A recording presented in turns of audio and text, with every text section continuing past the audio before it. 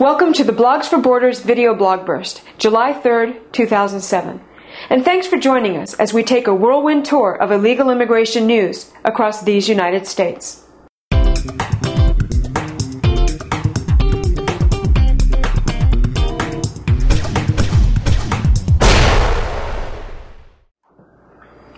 The bill is dead, and we owe patriots all over the nation our thanks.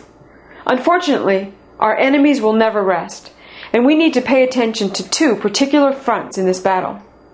Number one, although the comprehensive immigration reform bill is gone, it lives on in a piecemeal fashion. Barbara Boxer is currently pushing the Ag Jobs bill, which would grant amnesty to at least 1 million illegal aliens. The push for the DREAM Act, which includes a path to citizenship and in-state tuition rates for illegal alien students, has been going on for years. Meanwhile, the bipartisan National Association of Latino Elected Officials called last week's cloture vote, quote, a colossal failure, and vowed to continue to fight for amnesty for illegal aliens. The other side is well-funded, well-organized, and desperate. Fortunately, we don't have to lie, take to the streets by the thousands, or try to sneak legislation in under the radar, because what we've got on our side is the truth. And number two, if you've been paying attention, you know that one of the major objectives of the Shamnesty bill was to derail the local anti-illegal immigration ordinances percolating all across the country. Businesses and our illegal-loving government fear these ordinances. Why? Any law a locality passes that fights illegal immigration only illuminates everything the federal government isn't doing. Towns like Hazleton, Farmers Branch, Carpentersville wouldn't need to combat illegal immigration if the federal government was enforcing our laws. And of course, the last thing that corrupt politicians and the cheap labor-loving businesses who support them want is enforcement of our federal immigration law. Which is why they will try every trick in the book to frustrate any effort to take this issue out of federal control. Or more accurately, federal lack of control. The comprehensive immigration reform beast may have been slain, but the force behind it is still alive and kicking. Remain vigilant, stay informed, and keep fighting.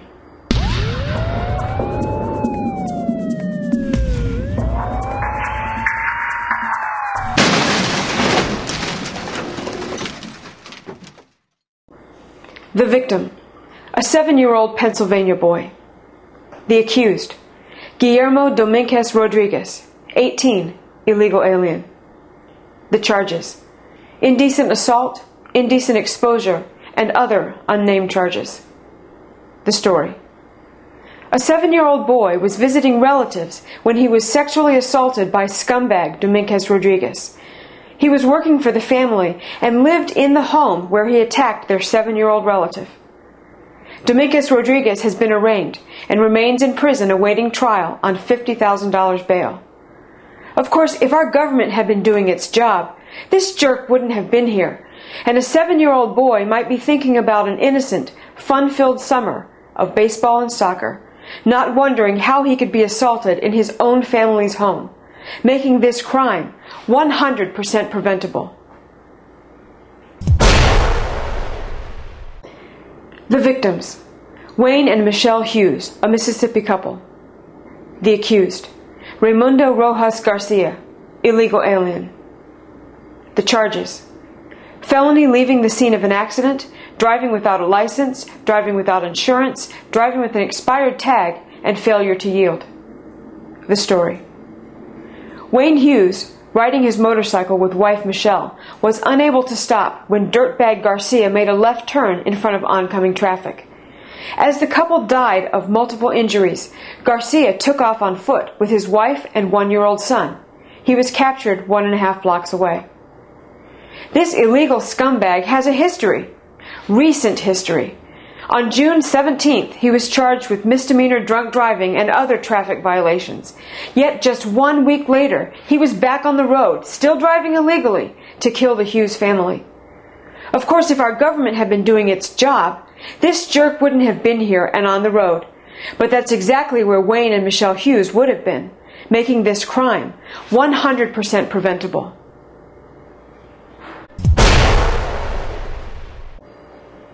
The victim, a 3-year-old Minnesota girl. The criminal, Reyes Salazar Clara, 18, illegal alien from Mexico. The crime, second-degree criminal sexual assault. The story. Police were summoned to a local medical center where the 3-year-old girl was being treated for a cut and other injuries resulting from sexual assault. An investigation led to the arrest of scumbag Salazar Clara, who had sexually assaulted the toddler in the daycare center his family ran from their home. The dirtbag pleaded guilty and was sentenced to 36 months in prison, but the sentence was stayed when ICE took custody of this waste of oxygen for deportation under Operation Predator, a 4-year-old program targeting illegals who commit sex crimes against children. Adios!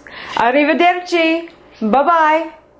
But what's to stop this dirtbag and every other dirtbag who likes sexually assaulting 3-year-olds from strolling back across the border to pick up where they left off?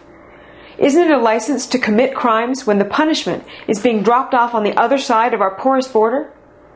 Of course, if our government had been doing its job, this jerk wouldn't have been here. And if our government was currently doing its job, enforcing our borders, instead of holding the promise of border security hostage for amnesty, illegals with criminal intentions wouldn't be able to stroll right back over the border to pick up where they left off, making this crime, like all crimes committed by illegal aliens, 100% preventable.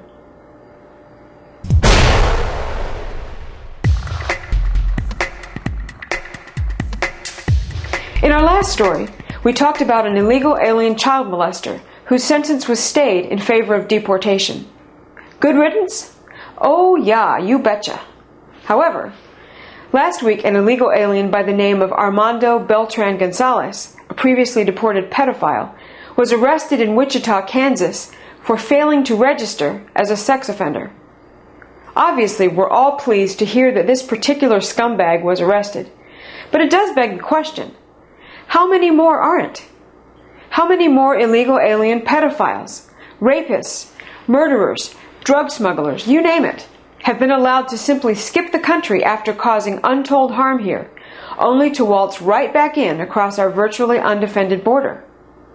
We don't know, but we feel pretty darn certain that Beltran Gonzalez is not the only illegal alien to be removed for that particularly heinous crime who has somehow, miraculously, managed to sneak back across the border.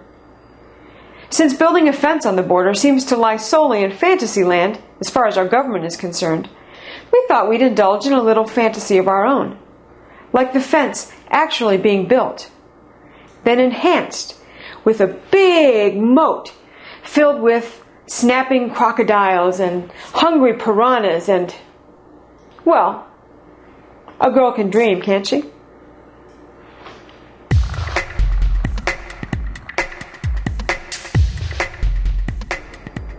Thanks as always for clicking in to this week's episode of the Blogs for Borders video Blogburst. We think South Carolina Senator Jim DeMint captured the most important point of the last week. Quote, "The people responded to this issue in a very emotional and just a very engaged way, which changed the minds of many people here in the Senate."